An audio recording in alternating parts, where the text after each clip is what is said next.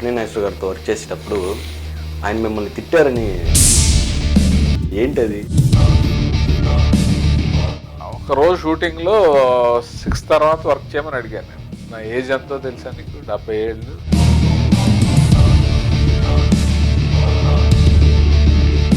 కాశీ విశ్వనాథ్ గారు చనిపోయారని చెప్పేసి ఒక వార్త. ఒక ఆర్టిస్ట్ని ఏం అడగాలో తెలుసా నీకు? కొత్తాయి. ఫస్ట్ అసిస్టెంట్ డైరెక్టర్గా మీకు ఆలోచన ఎలా కలిగింది ఇండస్ట్రీకి వెళ్ళాలని? సినిమా ఫీల్డ్కి ఆ రోజుల్లో వెళ్ళాలంటే మొత్తం అందరూ చాలా ఏదో రాంగ్ ప్లేస్కి వెళ్తున్నట్టే, రెడ్ లైట్ ఏరియాకి వెళ్తున్న ఫీలింగ్ అనమాట. మరి ఇండస్ట్రీకి వస్తే అవమానాలు ఉంటాయి, మరి అవి ఫేస్ చేస్తావా అని చెప్పి ఆయన అన్నారు కదా మిమ్మల్ని. మరి ఫేస్ చేశారా అట్లాంటి అవమానాలు? చేశాను. ఎలా అంటే ఓ రోజు ఏదో విషయంలో కావాలని నమస్కారం పెట్టడం మర్చిపోయాను. బుద్ధి లేదా నీకు? ఒక రోజు ఇలా చూసి వారం రోజులు అయ్యాక నేను కొట్టడానికి వెళ్ళాను. హైయెస్ట్ రెమ్యునరేషన్ ఎంత తీసుకున్నారు ఇప్పటివరకు? అది ఈ టైంలో నువ్వు అడగకూడదు, నేను చెప్పకూడదు, ఎందుకంటే ఇన్కమ్ ట్యాక్స్ వాళ్ళు అటాక్ చేస్తున్నారు కదా.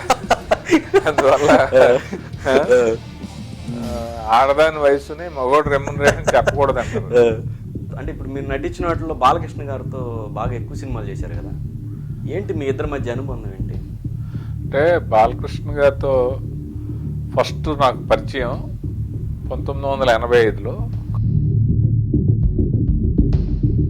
కాలేజీలో చదువుకున్నప్పుడు కానీ లేకపోతే ఇండస్ట్రీకి వచ్చినప్పుడు కానీ ప్రేమలో ఏమైనా పడ్డారా? ప్రేమలో పడడం ఉండదు కానీ క్రష్ ఉంటుంది. టీనేజ్లో ఉండే క్రష్లే ఉంటాయి. బట్ ప్రేమలో పడే ఏజ్లో అవార్డులు రాలేదని ఏమైనా లోటు ఏమైనా ఉందా మీకు? అవార్డ్స్ అనేవి న్యాచురల్గా జరగటం అనేది ఒక 60% ఉంటుంది, ఒక మిగతా 40% లాబింగ్ ఉంటుందని అంటారు. ఒక విషయంలో చిన్న బాధ వచ్చింది తెలిసి. నచ్చావులే అనే సినిమాకి ఆల్మోస్ట్ అందరూ కూడా కాశీకి ఇవ్వాలి award, best character artist, first సినిమాలో చాలా బాగా చేశాడు అని డిసైడ్ చేశాక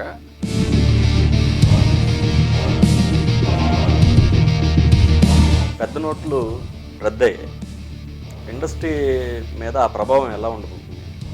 అంటే మొత్తం ఫుల్ వైట్ మనీతోటే, చెక్ పేమెంటు, కార్డ్ పేమెంటు, ఇలాగే సినిమా తీయాలి అంటే మాత్రం సినిమా ఫీల్డ్కి కొంచెం ఇబ్బంది.